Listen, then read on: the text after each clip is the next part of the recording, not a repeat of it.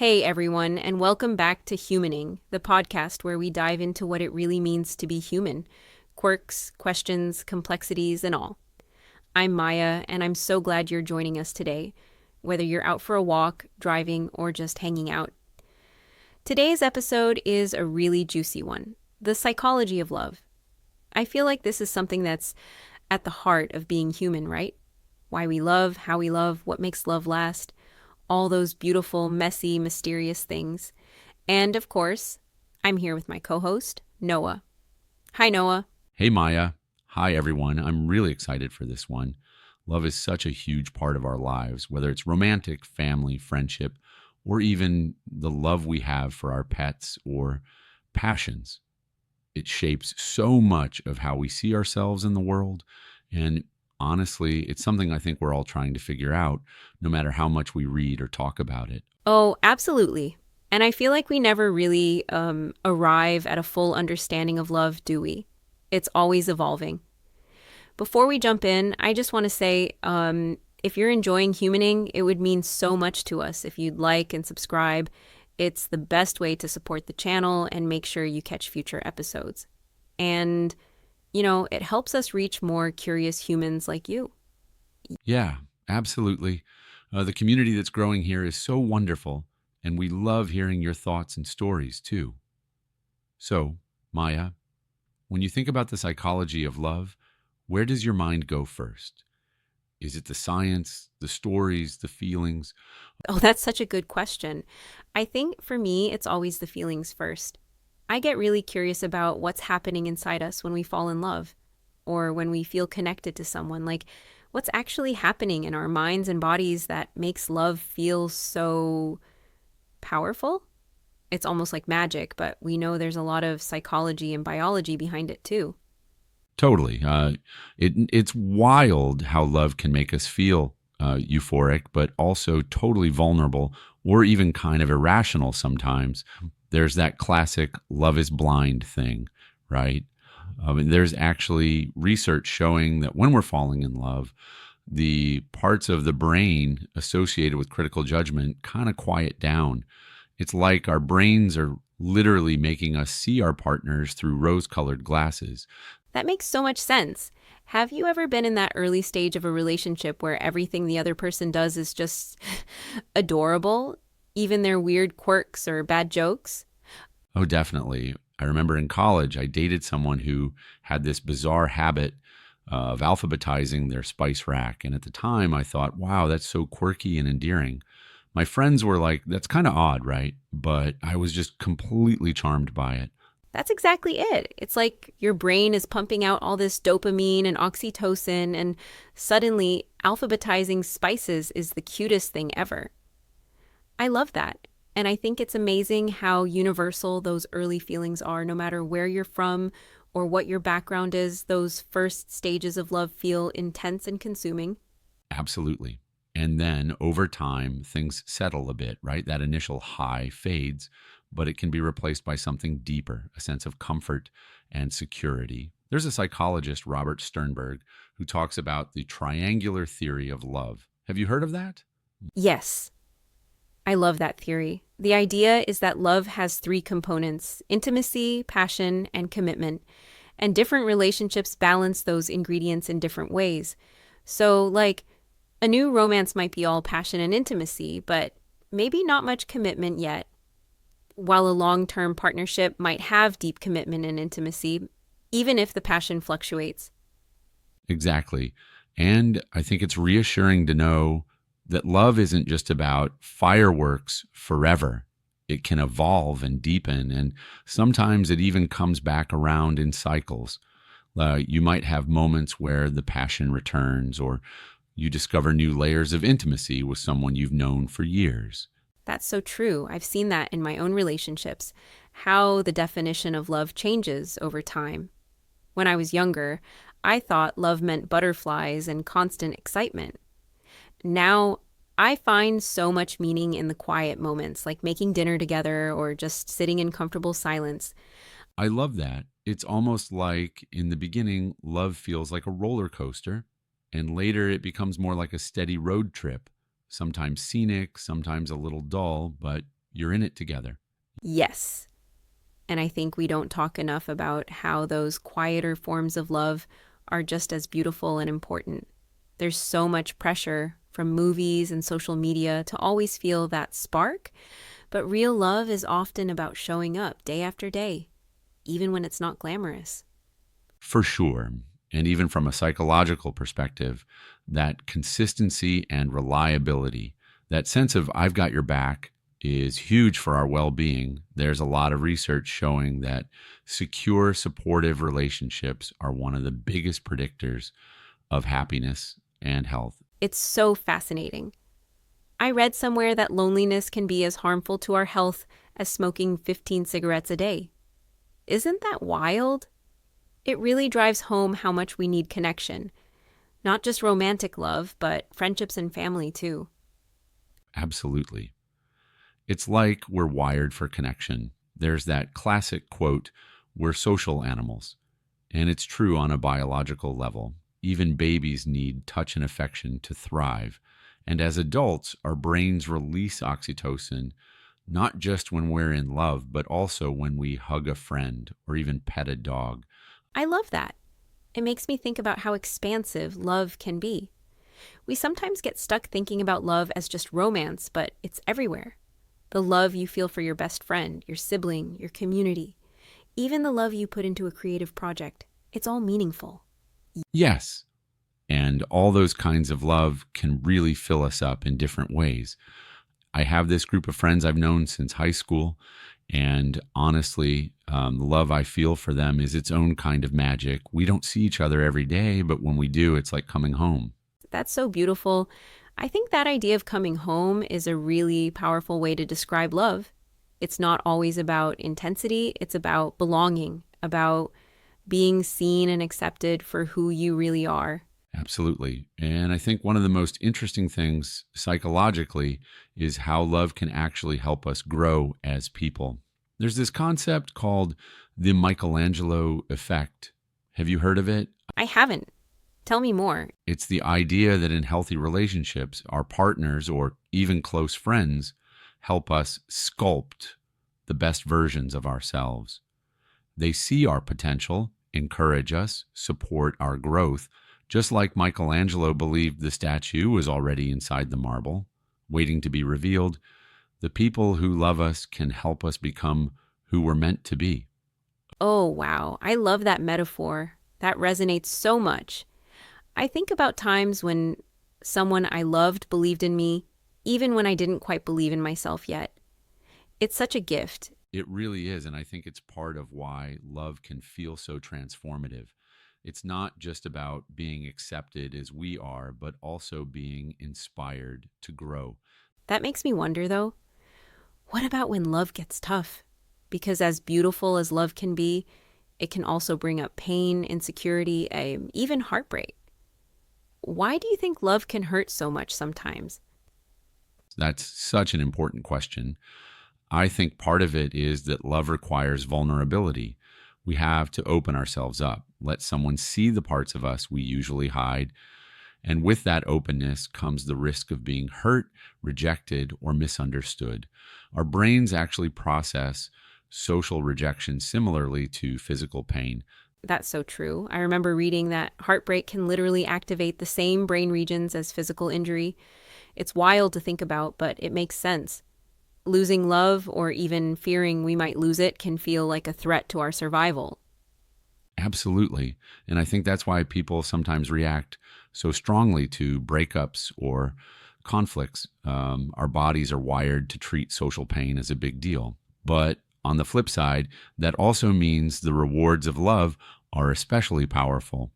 When we feel connected and understood, it can heal us in ways nothing else can. I've definitely felt that. There have been times in my life when love, whether from a partner, a friend, or my family, helped me through things I didn't think I could survive. It's like having an anchor in a storm. Yeah. And I think that really speaks to the resilience that love can give us. When we have someone in our corner, it's easier to take risks, face challenges, and even bounce back from setbacks. That sense of being loved is such a powerful foundation. It really is. And it makes me think about self-love, too. I feel like that's a piece we sometimes overlook. Do you think the way we love ourselves shapes how we show up in relationships with others? Oh, for sure. There's so much research showing that self compassion is linked to better relationships. When we're kind to ourselves, we're less likely to be defensive or critical with others. It's like the more secure we feel inside, the more open we can be to both giving and receiving love. That makes sense. I've noticed in my own life that when I'm being really hard on myself, it's harder to let others get close to me. But when I'm able to accept myself, even the messy parts, I'm more able to connect authentically. Yes, absolutely. And I think it's a cycle too. Sometimes the love we receive from others can help us learn to love ourselves. And the more we accept ourselves, the more we can trust and deepen our connections. It's like a feedback loop. I love that. I'm curious, Noah, have you ever had a moment where you realized that your own self perception was impacting your relationship with someone? Oh, definitely. I remember early on in one relationship, I was really insecure about my career. I felt like I wasn't successful enough, and I kept expecting my partner to judge me for it. But in reality, she was just proud of me and happy to be with me. It took me a while to realize that I was projecting my own fears onto her, and that was getting in the way of intimacy. That's so relatable. It's amazing how much our inner narratives can color our experiences of love. We're all carrying these old stories about what we deserve, what love should look like, and sometimes they get in the way of actually being present with another person. For sure. And I think that's why it's so important to be curious about ourselves, not just our partners. The more we understand our own patterns, the more we can show up fully in love. That's such a good point. And it makes me think about attachment styles, too. You know, the whole secure, anxious, avoidant thing. I feel like learning about that was a game changer for me. Same.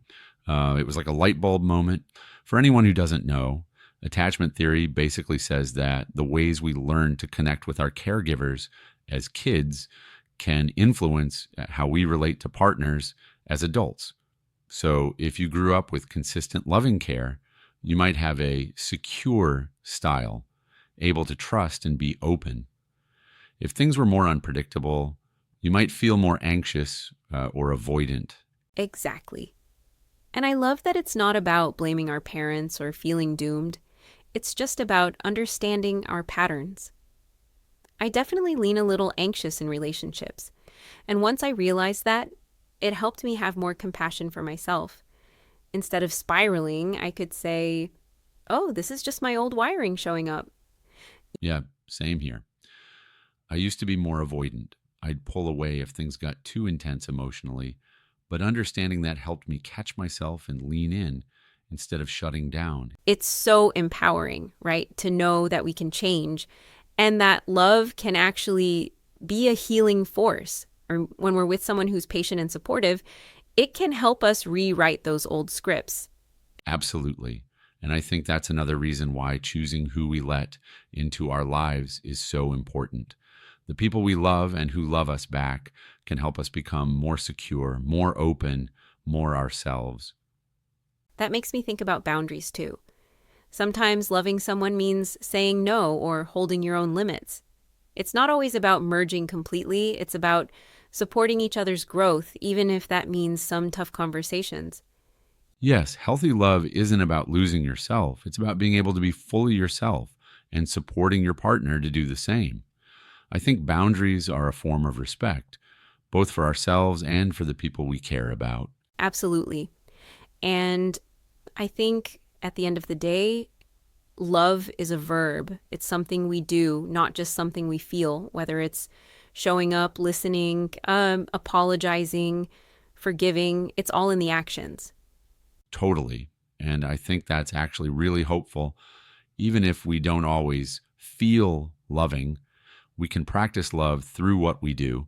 And over time, those actions can deepen the feelings too. That's such a comforting idea, honestly.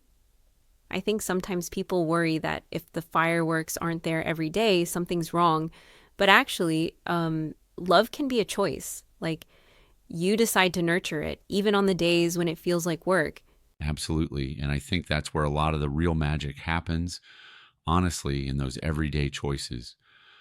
There's this idea from relationship researcher John Gottman about bids for connection. It's basically those little ways we reach out to each other, like sharing a funny memes or just saying, "How was your day?" The couples who turn toward those bids, even in small ways, tend to be a lot happier and more connected in the long run. Oh, I love that. I remember reading about that. It's not about grand gestures all the time. It's the small moments that really build intimacy. Like, my partner and I have this goofy thing where we make up silly songs about our day. And as ridiculous as it sounds, it's honestly one of my favorite parts of our relationship. That's so sweet. And it's true. Those little rituals or inside jokes can be like glue in a relationship. They create a private world that only the two of you share. Exactly. And it helps keep things light when life gets heavy, which, let's be real, happens to all of us at some point. I think love is sometimes about being able to laugh together, even when things are tough. For sure. And I think that brings up another interesting piece, the role of conflict in love. A lot of people are afraid of arguments or disagreements, but all the research says it's not about whether you fight, but how you fight. Do you feel safe to express your needs? Can you repair after a disagreement? That's such a big one. I used to think that true love meant never fighting, but in reality, it's more about being able to be honest without fear. Like, can you disagree and still feel connected? Can you come back together after things get messy? Exactly. And sometimes conflict is actually a sign that both people care enough to show up authentically rather than just keeping the peace. It can even strengthen the relationship if handled with respect. Totally. I've noticed that in my own life, some of the closest relationships I have are with people I've had tough conversations with. There's a depth and trust that comes from knowing you can weather storms together. Absolutely. And I think that's another way love helps us grow. Navigating conflict, learning to apologize, working through misunderstandings. It teaches us so much about ourselves and each other. It really does. And it makes me think about forgiveness too. Sometimes love means letting go of old hurts. Not for the other person, necessarily, but for your own peace. That's something I've had to learn the hard way. Yeah, forgiveness can be so hard, but also really freeing.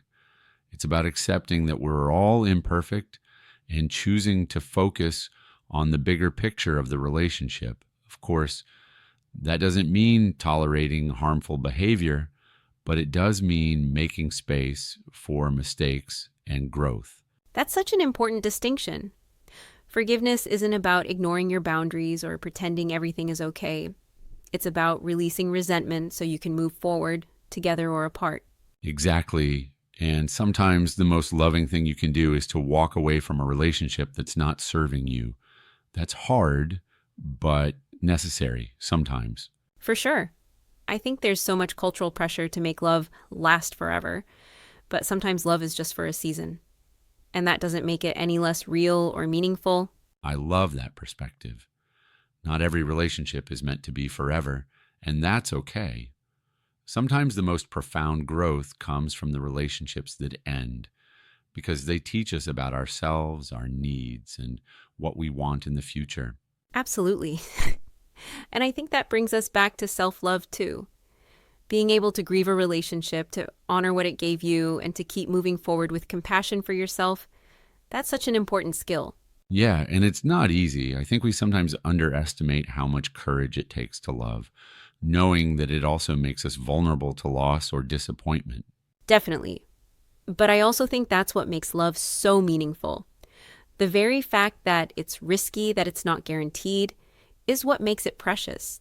That's so true. And I think that's why we keep seeking it out, even after heartbreak. There's something about connection that's just fundamental to being human. I love that. It's like we're wired for hope, even when we've been hurt. And I think that's really beautiful. Same. I mean, think about all the art, music, poetry. So much of it is about love in its many forms. It's like the ultimate muse. Absolutely. And love doesn't just inspire art, it inspires action too. People will do incredible things for the people they love, whether it's big sacrifices or small daily acts of care. Yeah, and I think that's true not just in romantic relationships, but in families, friendships, communities. Love is such a driving force, sometimes in ways we don't even realize. That actually makes me think of a story from a few years ago. I was going through a really rough patch. Work was stressful, I was feeling kind of lost, and my best friend would just show up, no questions asked, with my favorite takeout and a goofy movie. It wasn't a grand gesture, but it meant the world to me. That's love, too. That's such a great example. It's those everyday ways of saying, I see you, I'm here for you. That's what really sticks with us. Exactly. And I think sometimes we forget to acknowledge or even notice those moments. We get so focused on the big milestones, we overlook the little acts of love that make up our lives. Absolutely. And something I've been trying to do more is just express appreciation for those moments, like actually saying, thank you for making me coffee, or I love that you always remember my weird food preferences. It sounds simple, but it can make such a difference. Yes. Gratitude is such a love language. It's amazing how much just being seen and appreciated can deepen a connection. For sure. And I think it helps keep the relationship alive too. When both people feel valued, it's easier to weather the ups and downs. That's so true. I think it also helps us stay present instead of getting stuck in what's missing or what could be better, just pausing to notice what's good right now. Absolutely. And speaking of staying present, I'm curious, what are some ways you practice being present in your relationships, whether with a partner, friends, or family? Oh, I love that question. For me, it's definitely about putting my phone away when I'm with someone, really listening, making eye contact, but also just checking in with myself and the other person.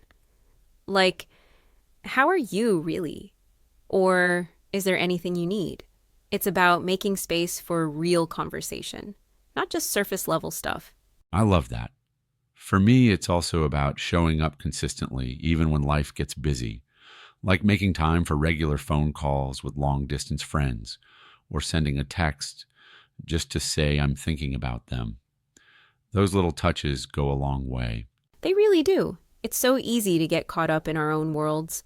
But love is about remembering to reach out even when there's no special occasion. Absolutely. And I think that's true in romantic relationships too. Sometimes it's the daily check ins or the little gestures that keep the connection strong. For sure. I think one of the most loving things you can do for someone is simply to notice them, to pay attention, to care about what's going on in their world. Yeah. And that goes both ways. Feeling seen and understood is such a core human need. It's like you get me, you care about me, and you accept me. That's the heart of love. Absolutely.